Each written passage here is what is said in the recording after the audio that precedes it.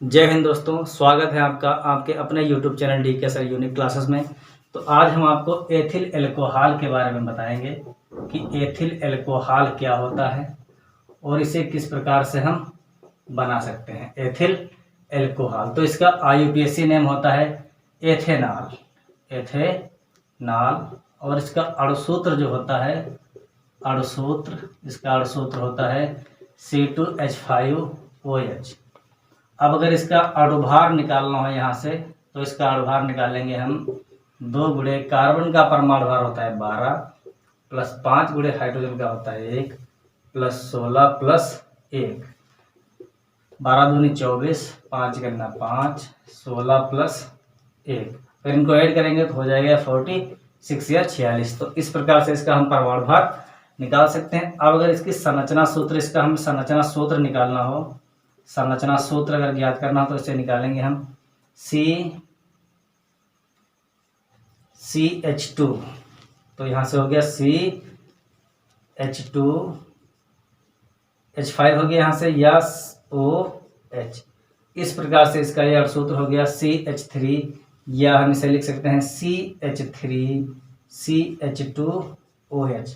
तो ये इसका हो गया संरचना सूत्र। अब हम देखेंगे इसकी इलेक्ट्रॉनिक संरचना कि एथिल एल्कोहल की इलेक्ट्रॉनिक संरचना को हम किस प्रकार से बनाएंगे। तो सबसे पहले क्या करेंगे कि इसका जो संरचना सूत्र अभी हमने बनाया था यहाँ पे इस प्रकार से CCOH, इस प्रकार से इसे बना लेंगे। इलेक्ट्रॉनिक संरचना बनाने के लिए सबसे पहले क्या करेंगे, हम जो संरचना सूत्र में लिखा था वही यहाँ पे हम लिख लेंगे। अब हम देखते हैं कि कार्बन परमाणु के वाहक कोश में 4 इलेक्ट्रॉन होते हैं, तो इन्हें इस प्रकार से यहाँ पे दर्शा देंगे। इस कार्बन परमाणु के वाहक कोश में भी 4 इलेक्ट्रॉन होते हैं। ऑक्सीजन परमाणु के वाहक कोश में 6 इलेक्ट्रॉन होते हैं। अब हाइड्रोजन परमाणु के वाहक कोश में 1 इलेक्ट्रॉन होता है, तो यहाँ पे हम इसे इस प्रकार से हाइड्रोजन परमाणु के इलेक्ट्रॉन को दर्शा देंगे। अब हाइड्रोजन परमाणु को अक्रिय गैस की स्थायी संरचना प्राप्त करने के लिए 1 इलेक्ट्रॉन की आवश्यकता होती है, तो इसे 1 इलेक्ट्रॉन की साझेदारी यहाँ से कर लेगा इस प्रकार से, देखिए, और अपने वाहक कोश में 2 इलेक्ट्रॉन पूर्ण कर लेगा। इसी प्रकार से कार्बन परमाणु को भी अक्रिय गैस की स्थायी संरचना प्राप्त करने के लिए 8 इलेक्ट्रॉन की आवश्यकता होती है, तो 4 इलेक्ट्रॉन इसके पास खुद के होते हैं। 4 इलेक्ट्रॉन ये इस प्रकार से साझेदारी कर लेगा। अब इसके पास भी इस कार्बन परमाणु के पास भी 8 इलेक्ट्रॉन हो गए। इसी प्रकार से ये वाला कार्बन परमाणु भी अपने वाहक कोश में 8 इलेक्ट्रॉन पूरे कर लेगा, और ऑक्सीजन परमाणु भी अपने वाहक कोश में 8 इलेक्ट्रॉन पूरे कर लेगा। तो ये होगी इसकी इलेक्ट्रॉनिक संरचना। अब देखते हैं कि एथिल एल्कोहल को किस प्रकार से हम बना सकते हैं। तो सबसे पहले यहाँ पे हम लिखेंगे कि सीरे से एथिल एल्कोहल का निर्माण, सीरे से एथिल एल्कोहल का निर्माण, या इसे कहते हैं किण्वन, या इसे कहते हैं किण्वन फ्रेगमेंटेशन, फ्रेगमेंटेशन। अगर आपसे क्वेश्चन पूछा जा रहा है कि सीरे से एथिल एल्कोहल किस प्रकार से बनाया जा सकता है, या किण्वन किसे कहते हैं, तो आप लिखेंगे यहाँ पे सबसे पहले कि सीरे में 8 से 10%, इसकी थ्योरी इस प्रकार से लिखेंगे, सीरे में 8 से 10% जल मिलाकर उसका जलीय विलयन बनाते हैं। इस विलयन में ईस्ट मिलाकर विलयन को 25 से 30 डिग्री सेंटीग्रेड ताप पर 25 से 30 डिग्री सेंटीग्रेड ताप पर 3 या 4 दिनों के लिए रख देते हैं। ईस्ट में उपस्थित इनवर्टेस एंजाइम सुक्रोज को ग्लूकोज तथा फ्रक्टोज में अपघटित कर देता है। तो यहाँ पे हो गया ये इनवर्टेस एंजाइम, और सुक्रोज या सीरे का सूत्र होता है C12H22O11 प्लस H2O। अभी थ्योरी में बताया गया है कि सीरे में यह हो गया सुक्रोज, ये हो गया वाटर। ये सीरे में 8 से 10% जल मिलाकर उसका जलीय विलयन बनाते हैं। तो ईस्ट में इनवर्टेस एंजाइम पाया जाता है जो सुक्रोज को ग्लूकोज तथा फ्रक्टोज में अपघटित कर देता है। ग्लूकोज तथा फ्रक्टोज, ये हो गया ग्लूकोज और ये हो गया फ्रक्टोज। अब आपको लिखना है कि ईस्ट में उपस्थित दूसरा जाइमेज एंजाइम, ये जाइमेज एंजाइम कहाँ पाया जाता है, ये ईस्ट में ही उपस्थित होता है एक एंजाइम जिसका नाम होता है जाइमेज। ईस्ट में उपस्थित दूसरा जाइमेज एंजाइम ग्लूकोज या फ्रक्टोज को तो यहाँ पे हम लेंगे ग्लूकोस या फ्रक्टोज को एथिल एल्कोहल में, एथिल एल्कोहल का फार्मूला है C2H5OH, एथिल एल्कोहल में अपघटित कर देता है और कार्बन डाइऑक्साइड गैस मुक्त होती है 2CO2। ये यहां से हो गया एथिल एल्कोहल और ये क्या निकल रहा है यहाँ से, कार्बन डाइऑक्साइड गैस। तो इस प्रकार से अगर आपसे पूछा जा रहा है किण्वन क्या होता है या सीरे से एथिल एल्कोहल को किस प्रकार से हम बनाएंगे, तो आपको यही बताना है कि सीरे में 8 से 10% जल मिलाकर उसका जलीय विलयन बनाते हैं। इस विलयन में ईस्ट मिलाकर 25 से 30 डिग्री सेंटीग्रेड ताप पर 3 या 4 दिनों के लिए रख देते हैं। ईस्ट में उपस्थित इन्वर्टेज एंजाइम सुक्रोज को ग्लूकोज तथा फ्रक्टोज में अपघटित कर देता है तथा ईस्ट में उपस्थित दूसरा जाइमेज एंजाइम ग्लूकोज या फ्रक्टोज को एथिल एल्कोहल में अपघटित कर देता है। तो इस प्रकार से जो है सीरे से एथिल एल्कोहल का निर्माण हो जाता है। अब हम देखेंगे इसकी अदर जो है मेथड क्या होते हैं कि अगर हमें एथिल एल्कोहल बनाना हो तो इसकी अदर जो है मेथड में क्या लिखेंगे यहाँ पे कि एथिल क्लोराइड को पोटेशियम हाइड्रोक्साइड के साथ अभिकृत करने पर, देख लीजिए यहाँ पे ये हो गया एथिल क्लोराइड, ये हो गया एथिल क्लोराइड और ये हो गया यहाँ से पोटेशियम हाइड्रोक्साइड। आपको लिखना है कि एथिल क्लोराइड को पोटेशियम हाइड्रोक्साइड के साथ अभिकृत करने पर एथिल एल्कोहल बनता है। तो यहाँ पे हमने लिख दिया C2H5Cl प्लस KOH, इस ब्रैकेट के अंदर में क्या है KCl, ये क्या है KCl यानी पोटेशियम क्लोराइड, इसका नाम है पोटेशियम क्लोराइड और यहाँ से क्या बच रहा है C2H5OH। तो ये हो गया एथिल एल्कोहल जो हमें बनाना है। तो इस प्रकार से हम एथिल एल्कोहल को बना सकते हैं। अब अगर देखना इसकी फिजिकल प्रॉपर्टीज क्या हैं, तो यहाँ पे हम लिखेंगे फर्स्ट पॉइंट, यह तीक्ष्ण गंध वाला रंगहीन तथा ज्वलनशील द्रव होता है। सेकेंड पॉइंट, इसका क्वथनांक 78.1 डिग्री सेंटीग्रेड होता है। थर्ड पॉइंट हम बताएंगे यह ज्वलनशील होता है। फोर्थ पॉइंट, यह जल में विलेय होता है। तो इस प्रकार हम इसके फिजिकल प्रॉपर्टीज के बारे में बता सकते हैं। अब अगर हमें लिखना हो एथिल एल्कोहल के केमिकल प्रॉपर्टीज, तो केमिकल प्रॉपर्टीज में आपको सबसे पहले लिखना पड़ेगा हेडिंग दहन मीन्स होता है जलना।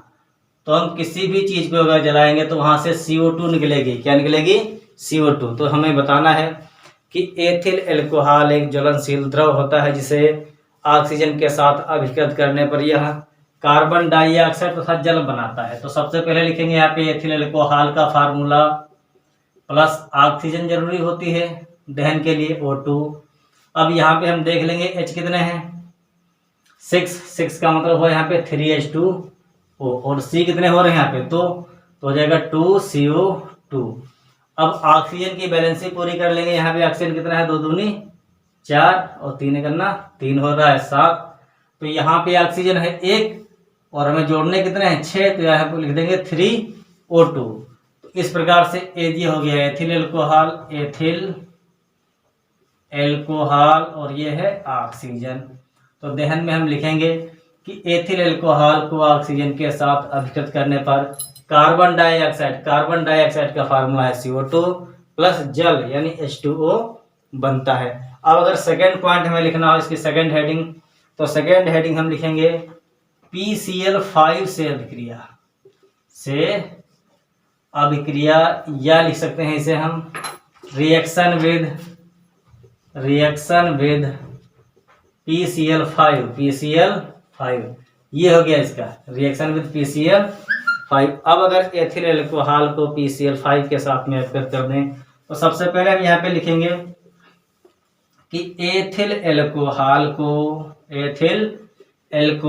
को PCl5 के साथ अभिकृत करने पर एथिल क्लोराइड बनता है। तो यहाँ पे हम देखेंगे अगर हमें O मिल रहा है तो सबसे पहले अगर PCl5 से रिएक्शन हो रही है तो हम निकालेंगे POCl3 प्लस फिर देखेंगे अगर H मिल रहा है तब निकालेंगे एक HCl अब यहाँ से H निकल गया, O निकल गया, P निकल गया और Cl 5 थे यहाँ पे, तो 4 Cl इधर निकल चुके हैं। अब बचा है एक Cl, इधर बचा है C2H5, C2H5 Cl, ये हो गया एथिल क्लोराइड जो हमें बनाना है, और इसका नाम होता है फास्फोरिल क्लोराइड, फास्फोरिल क्लोराइड। और HCl होता है हाइड्रोजन क्लोराइड। तो हमें लिखेंगे यहाँ पे हम कि एथिल अल्कोहल को PCl5 के साथ हरकत करने पर एथिल क्लोराइड बनता है। अब लिखेंगे यहाँ पे इसकी थर्ड जो हेडिंग है, नाइट्रस अम्ल से अभिक्रिया, या लिखेंगे रिएक्शन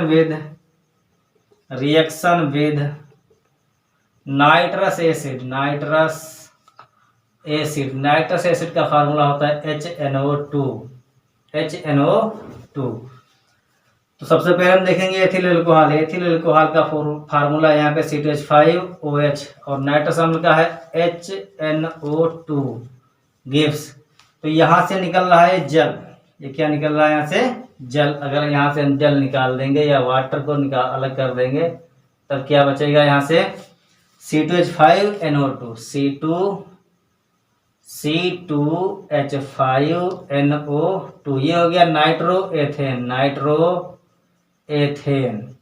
इसकी थ्योरी इस प्रकार से लिखेंगे कि एथिल अल्कोहल को नाइट्रस अम्ल के साथ अभिकृत करने पर नाइट्रोएथेन बनता है। अब हम देखते हैं इसके जो है अगर यानी फोर्थ पॉइंट में क्या लिखेंगे। यहाँ पे फोर्थ पॉइंट में अगर हम एथिल अल्कोहल को एसिटिक अम्ल के साथ में अभिकृत कर दें, ऐसे जो है एथिल अल्कोहल को एसिटिक अम्ल के साथ, या लिखेंगे रिएक्शन विद एसिटिक एसिड।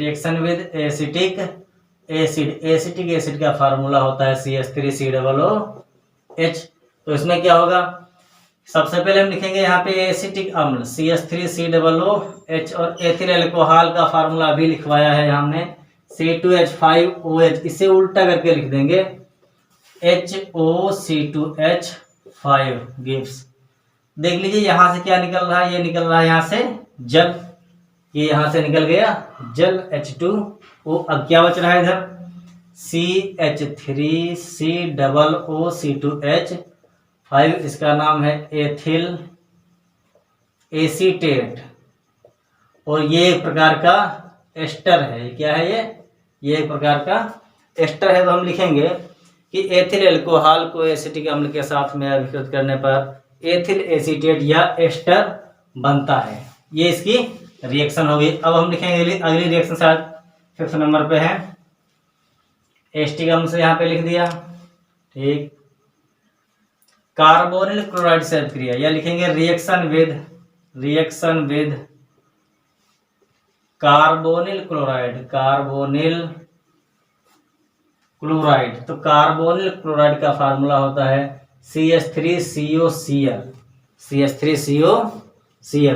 तो सबसे पहले यहाँ पे हम लिखेंगे CH3COCl प्लस एथिल अल्कोहल को उल्टा करके लिख देंगे HOC2H5 गिव्स।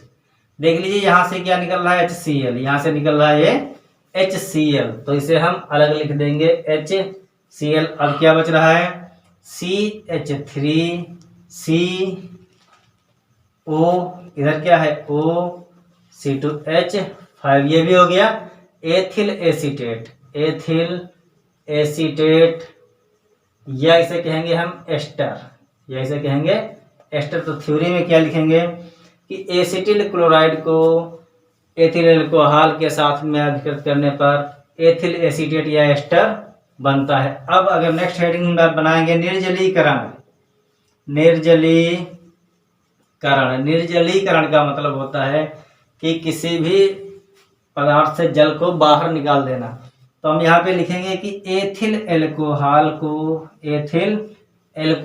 को एल्यूमिना उत्प्रेरक की उपस्थिति में 350 डिग्री सेंटीग्रेड ताप पर गर्म करने पर एथिलीन बनती है तथा जल का एक अणु मुक्त होता है। इस प्रकार से यहाँ से एथिलीन बना दिया हमने यहाँ पे एथिलीन, और ये क्या निकल गया है एथिलीन, और ये निकल गया यहाँ से जल। अब देखते हैं अगर इसके जो है और अगर रासायनिक गुण हमें देखना है, तो सबसे पहले हम अगला देखेंगे अब ऑक्सीकरण। ऑक्सीकरण में क्या होता है कि अगर किसी भी जो है क्रिया का हम ऑक्सीकरण करते हैं तो वहां पे ओ जोड़ा जाता है। तो ऑक्सीडेशन में क्या करेंगे, ऑक्सीडेशन में कि एथिल एल्कोहल का CH3CH2OH, ये भी एथिल एल्कोहल का ही फार्मूला है कि इससे पहले हम संरचना सूत्र में ये बना चुके हैं। एथिल एल्कोहल का अम्लीय सोडियम डाइक्रोमेट Na2Cr2O7 + H2SO4 अम्लीय सोडियम डाइक्रोमेट द्वारा ऑक्सीकरण करने पर एसिटल्डिहाइड, एसिटल्डिहाइड का फार्मूला होता है CH3CHO और ये लास्ट में निकल रहा है H2O। एसिटल्डिहाइड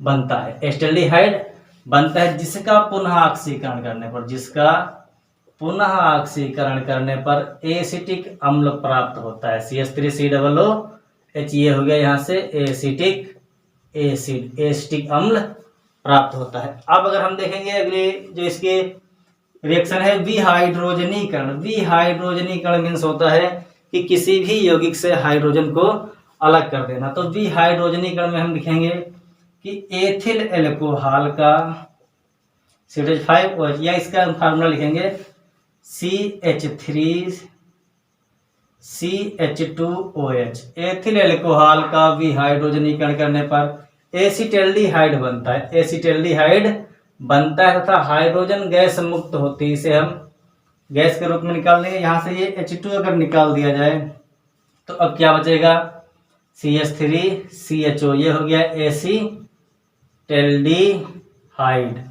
तो इस प्रकार से हम एथिल एल्कोहल के केमिकल प्रॉपर्टीज के बारे में जान सकते हैं। अब अगर हमें देखना हो यूजेस या इसके उपयोग क्या हैं, एथिल एल्कोहल के उपयोग क्या हैं या इसके यूजेस क्या हैं, तो सबसे पहला पॉइंट हम बताएंगे यहाँ पे मेथिलित स्पिरिट बनाने में। ये इसका फर्स्ट पॉइंट हो गया, मेथिलित स्पिरिट बनाने में। सेकंड पॉइंट पावर एल्कोहल के निर्माण में जिसका उपयोग वायुयान के इंजनों में ईंधन के रूप में किया जाता है। थर्ड पॉइंट रंजकों के निर्माण में। फोर्थ पॉइंट में हम बताएंगे औषधियों के निर्माण में। और फिफ्थ पॉइंट में लिखेंगे जो है गोंद जिलेटिन आदि के विलायक के रूप में। सिक्स पॉइंट में लिखेंगे एल्कोहलीय पेय बनाने में। तो इस प्रकार से हम एथिल एल्कोहल के बनाने की विधियां, फिजिकल प्रॉपर्टीज और केमिकल प्रॉपर्टीज और यूजेस के बारे में आसानी से जान सकते हैं। जय हिंद दोस्तों।